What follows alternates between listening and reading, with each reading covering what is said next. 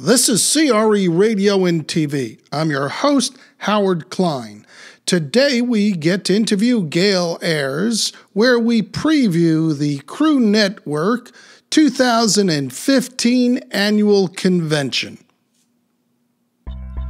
This show is brought to you by The Broker List, the CRE community's first free online platform for finding brokers, deals, services, and vendors. And Leverage PR, the PR firm for your CRE firm. Publicity to grow your business.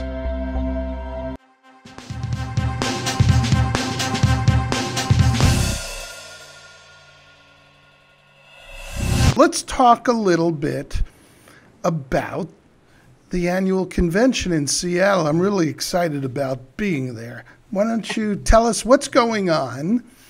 Well, it's going to be a very busy convention, as you know, from having been watching us over the years.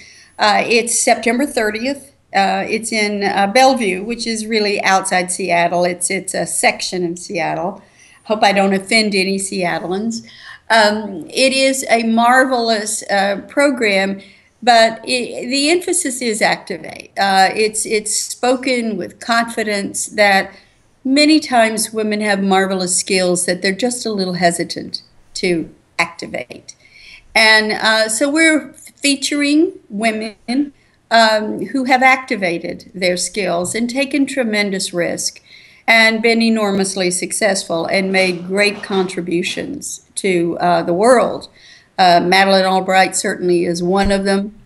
And her story is just such a phenomenal one, both from her birth in Czechoslovakia and her migration to the United States, and the way she actually learned who she was and did not understand that her family was Jewish until she was Secretary of State and did not know her family history.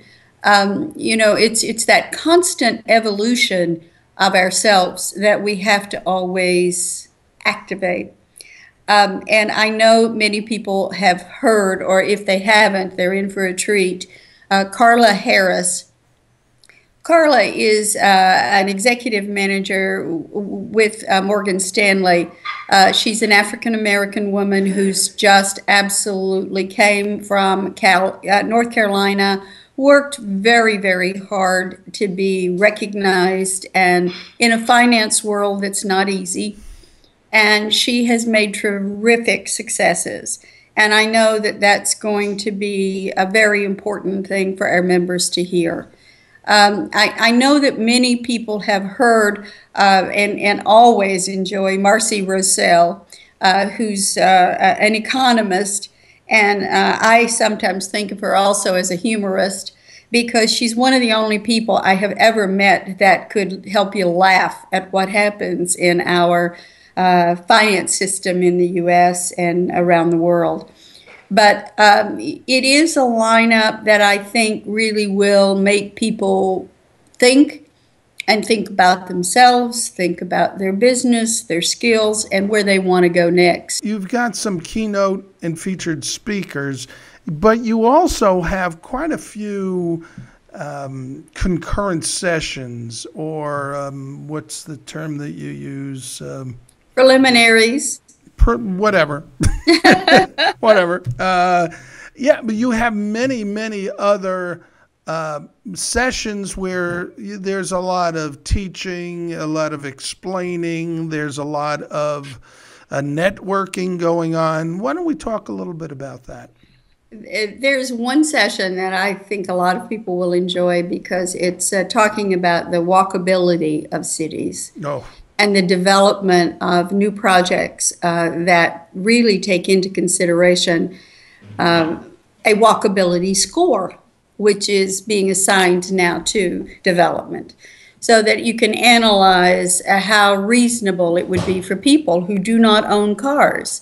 Because as we talked about, our young folks and our millennials, sometimes they're not buying cars and they're not buying houses. They're they're renting apartments with their friends, and they like living downtown. And so Don't that's exclude us baby boomers. I'm telling you, and I know that there are studies, but because I'm experiencing this myself, baby boomers are looking for more of an urban environment where an automobile isn't anywhere near as necessary as it has been. And exactly. I would love, my wife and I are looking to downsize. We don't need 4,000 square feet, not that we ever did, but we certainly don't need it now that our kids are in college.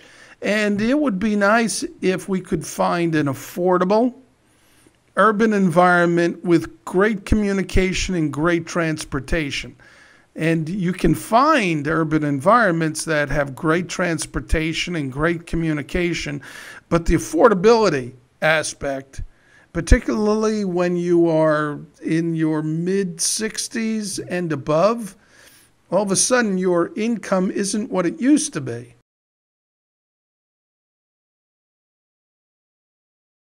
What about let's talk about the networking aspect of the conference, because you had mentioned earlier, you really stress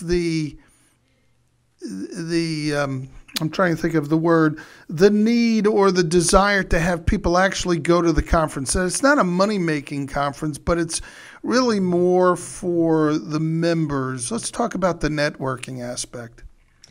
We open with an amazing marketplace, and it really is a networking party. And it celebrates our sponsors, the people who work with us, and they're there with their booths, and they're having a wonderful time. And it is probably one of the most fun networking parties I think anybody has. We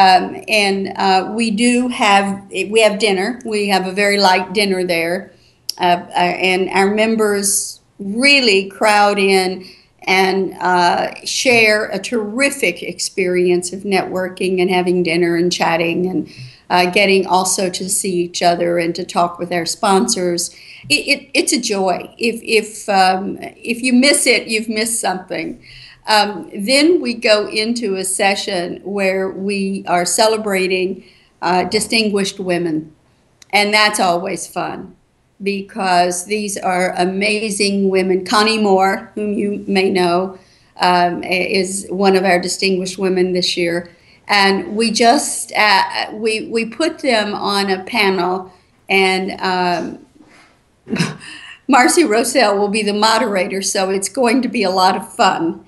And they talk about their personal experiences as they have climbed the ladder and as they've faced unusual challenges, and what they've learned and what they've needed along the way. And we do that for two reasons: certainly to celebrate these women, but we do it because it helps us solidify our agenda and focus for the upcoming years. It keeps us real. So we talk about that a lot, that, you're nothing if you're not relevant. And we do our very, very best to stay relevant and to listen. And that is one of the places where we listen very carefully. New this year is also a new program that I am very eager to see what happens. It's international, crew going international, and it's being led by Lynn O'Brien from Coca-Cola, who manages their global real estate. Jane Smith, who is you may know Jane. Yes, I know Jane.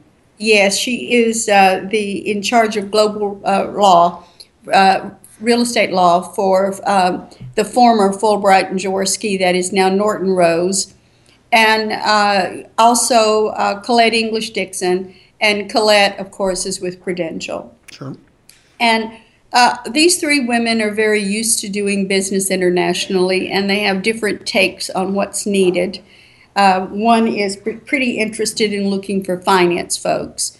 So you'll hear that dialogue, which is, as Crew thinks about embracing women in the rest of the world, and we are offering international memberships, that we want to make sure we make it easy for these women to come in and work with the various cities that they're interested in placing capital generally. There's a lot of money flowing into the United States for development.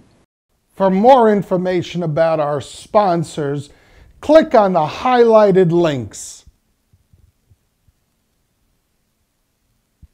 If you're interested in becoming a sponsor and having your logo behind me for thousands of people to see, contact me at sponsor@creradio.com or click on the highlighted link.